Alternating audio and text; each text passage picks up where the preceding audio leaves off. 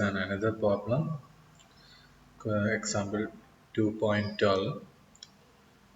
Question is a 400 Newton sphere. In the question, it is given as 200 Newton. It is a typing mistake. It is 400 Newton. Okay. It is 400 Newton sphere is resting. One second. Sorry. 400. Okay, 400 Newton sphere is resting in a trough as shown in the figure. Determine the reaction developed at contact surfaces. Assume all contact surfaces are smooth. So this is the question.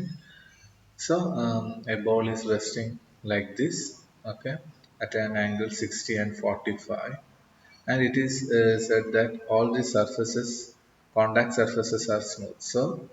So in this point one, there will be a reaction which is normal to this surface, and the point in the point two, there will be also a reaction which will be also normal to the surface. Okay, so we can draw the figure.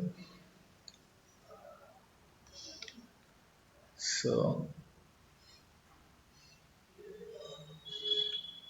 one second.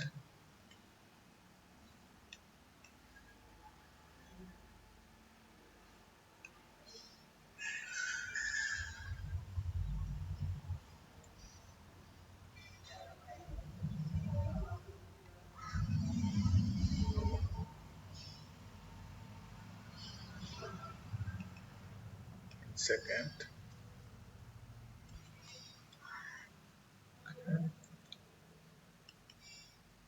So this is a ball. Now we are drawing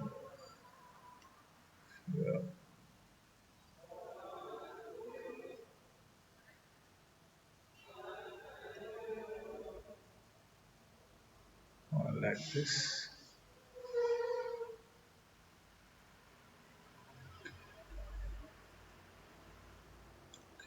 Now the angles are given. Here it is 60 degrees, and here it is 45 degree. Okay. Now this will be the center of the circle. Now we know that the weight of the circle is 400 Newton. So 400 Newton is acting like this. 400 Newton. Now there will be two reactions.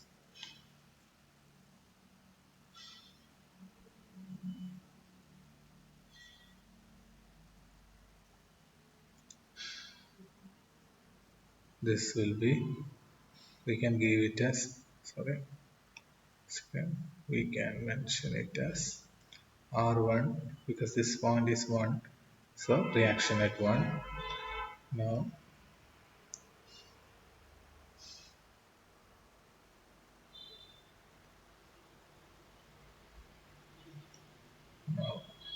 the reaction at this point is R2.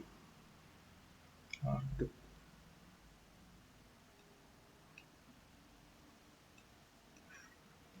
Okay, so this is R1, sorry, this is R1 and this is R2.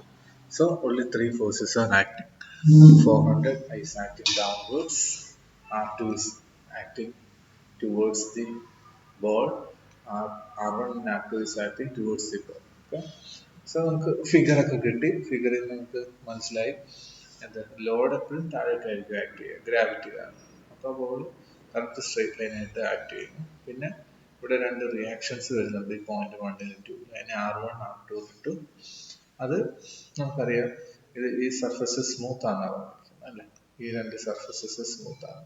അപ്പോൾ അതിന് എപ്പോഴും എന്തായിട്ടായിരിക്കും, perpendicular ആയിട്ടായിരിക്കും, normal ആയിരിക്കും.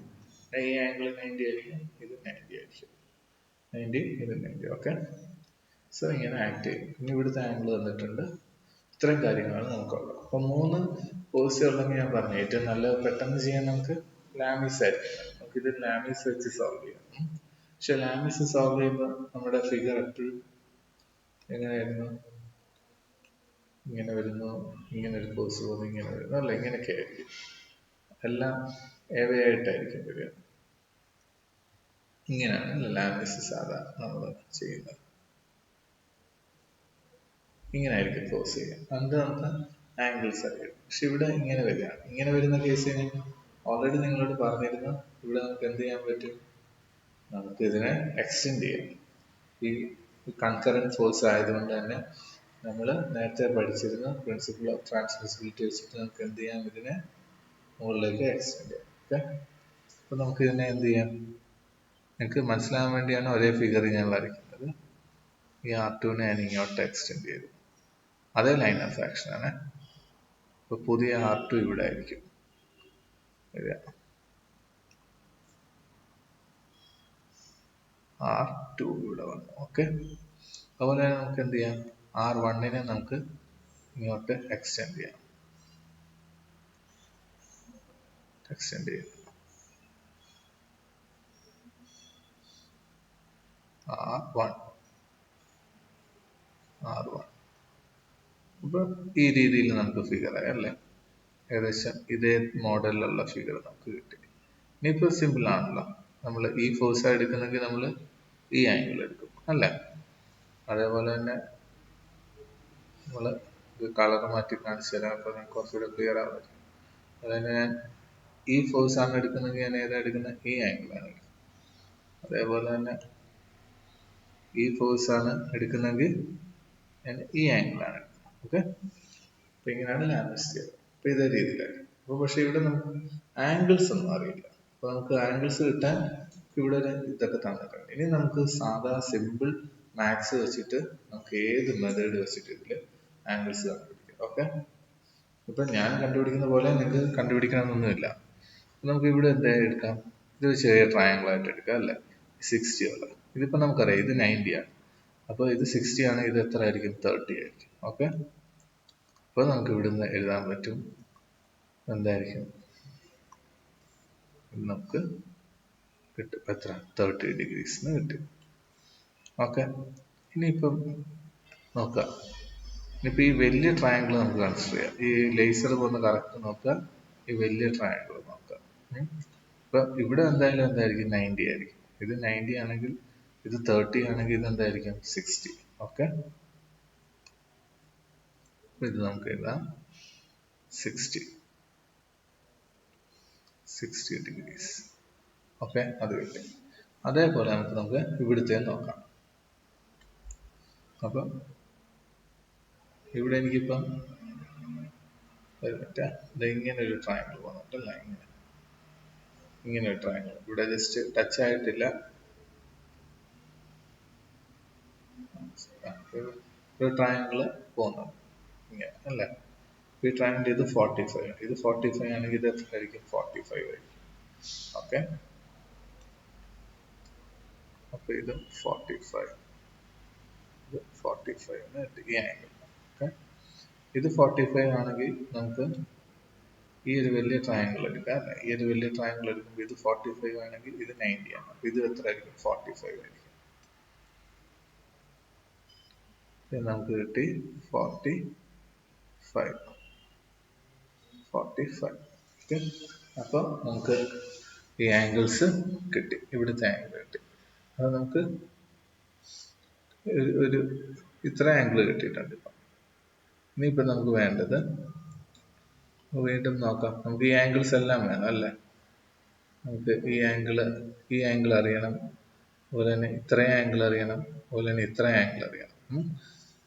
പക്ഷെ നമുക്ക് ബാക്കിയൊന്നും അറിയില്ല. അപ്പൊ വീണ്ടും നമുക്ക് നോക്കാം എന്തൊക്കെ യൂസ് ചെയ്യാന്നുള്ളത്. ഒരു കാര്യം ചെയ്യാം, ഞാൻ ഇതൊന്നും മെക്കാനിക്സ് ഒന്നും അല്ല, ജസ്റ്റ് മാത്സ് മാത്രമേ ഉള്ളൂ കേട്ടോ. എന്നിട്ട് ബ്ലാക്ക് കളർ എടുക്കാം. ഇവിടെ ഞാൻ ഇങ്ങനെ വീണ്ടും ഒരു ലൈൻ എക്സ്റ്റെൻഡ് ചെയ്യാം. അത് ആംഗിൾ കണ്ടുപിടിക്കാൻ വേണ്ടിയാണ്, നിങ്ങൾക്ക് ഏത് മെത്തേഡ് യൂസ് ചെയ്യാം. അങ്ങനെയാണെങ്കിൽ ഇപ്പൊ സ്ട്രെയിറ്റ് ലൈൻ ആണ് അല്ലേ, ഇങ്ങനെ ഒരു ലൈൻ പോകുന്നു, ഇങ്ങനെ ഒരു ലൈൻ ക്രോസ് ചെയ്യുന്നു. രണ്ട് ലൈൻ ക്രോസ് ചെയ്യുമ്പോൾ ഈ ആംഗിൾ 45 ആണെങ്കിൽ ഇത് എത്ര ആയിരിക്കും? ഇതും 45 ആയിരിക്കും. ഓപ്പോസിറ്റ് ആംഗിൾസ് 45 ആയിരിക്കും. ഇത് ഇങ്ങനെ പോകുന്നു, ഇതും ഇങ്ങനെ പോകുന്നു. അപ്പൊ രണ്ട് ലൈൻസ് ഇന്റർസെക്ട് ചെയ്യുമ്പോൾ ഇത് 60 ആണ്, ഇത് എന്തായിരിക്കും?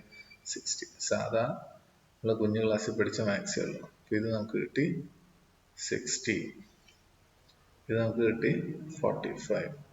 ഓക്കെ, വന്ന എങ്ങനെയാണെന്ന് മനസ്സിലായല്ലോ? ഇത്രയേ ഉള്ളൂ. നമുക്ക് ഈ ആംഗിൾസ് കിട്ടിയിട്ടുണ്ട്. ഓക്കെ, അപ്പൊ ഈ ആംഗിളായി. ഇനിയിപ്പം നമുക്ക് ബാക്കി നമുക്ക് നോക്കാം എത്ര എത്ര വരുന്നത് നോക്കാം. ഇത് കിട്ടി. അപ്പൊ ഇനിയിപ്പം നമുക്ക് നോക്കുകയാണെങ്കിൽ ഇത് മൊത്തം എത്രയാണ്? 180 അല്ലേ? ഇത് മൊത്തം ഇത് 180. 180 എന്ത് കുറച്ചാൽ മതി? 60 മൈനസ് 45 ചെയ്യുമ്പോൾ എന്ത് കിട്ടും? ഈ ആംഗിൾ കിട്ടും. ഓക്കെ, അതുപോലെ തന്നെ ഇവിടെ എത്രയാണ്? 180 മൈനസ് 60, 180 മൈനസ് 60 പ്ലസ് 45 ചെയ്യുമ്പോൾ ഇവിടുത്തെ കിട്ടും. ഓക്കെ, അങ്ങനെ നമുക്ക് ആംഗിൾസ് കിട്ടും.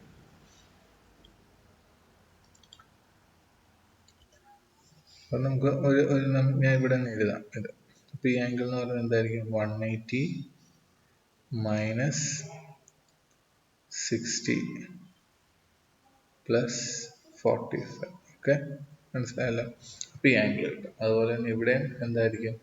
ഇതും എന്തായിരിക്കും? സെയിം തന്നെ ആയിരിക്കും. അപ്പൊ നമുക്ക് ആംഗിൾസ് എല്ലാം ആയി, ഫുൾ ആംഗിൾസ് ആയി. പിന്നെ ഇപ്പൊ നമുക്ക് സുഖമായിട്ട് സോൾവ് ചെയ്യാം അല്ലേ? ഇവിടെ ഇപ്പൊ ഇങ്ങനെ വരുന്നത് ഒരു ഫോഴ്സ് വന്നു. അപ്പൊ ഇത് നമ്മുടെ R2, ഇത് R1, താഴേക്ക് ലോഡ് 400. ഓക്കെ, അപ്പോൾ നമുക്കിപ്പോൾ അറിയാം ഈ ആംഗിൾ എന്ന് പറയുന്നത് ഇത് R2 ആണ്, ഇത് R1. നമ്മൾ ട്രാൻസ്ഫർ ചെയ്താണ് കേട്ടോ, പ്രിൻസിപ്പിൾ ഓഫ് ട്രാൻസ്മിസിബിലിറ്റി വെച്ചിട്ട് ട്രാൻസ്ഫർ. അപ്പോൾ ഈ ആംഗിൾ എന്ത് വരും? 45 പ്ലസ് 60 കിട്ടും. ഈ ആംഗിള് നമുക്ക് ഇവിടുന്ന് കിട്ടും അല്ലേ? അപ്പൊ അങ്ങനെ അങ്ങ് ചെയ്താൽ മതി. ഓക്കെ, അപ്പൊ ആംഗിൾസ് എല്ലാം ആയി കഴിഞ്ഞാൽ നിങ്ങൾക്ക് ചെയ്യാൻ അറിയാമല്ലോ. ഈ ആംഗിളും അറിയാം, ഈ ആംഗിളും അറിയാം. എന്നിട്ട് എന്ത് ചെയ്താൽ മതി? സപ്പോസ് ഈ ആംഗിളിനെ ഈ ആംഗിളിനെ θ1 എന്ന് ഇടുന്നു, ഈ ആംഗിളിനെ θ2 എന്ന് ഇടുന്നു. അങ്ങനെയാണെങ്കിൽ ഇവിടെ എന്ത് വരും? 400 ഡിവൈഡഡ് ബൈ സൈൻ, ഇവിടുത്തെ ഇതാണ് നമ്മൾ എടുക്കുന്നെങ്കിൽ ഈ ആംഗിൾ വരും അല്ലേ? സൈൻ 45 പ്ലസ് 60 ഈക്വൽ ടു വരും R1 divided by sine, this is R1. R1ന്റെ മറ്റേ ആംഗിൾ θ2 ആണ്. Okay, equal to R2 divided by sin θ1. Okay, by solving this we get R1 and R2. Okay, so thank you. ഇത്രയേ ഉള്ളൂ, simple ആണ്. Okay, so thank you.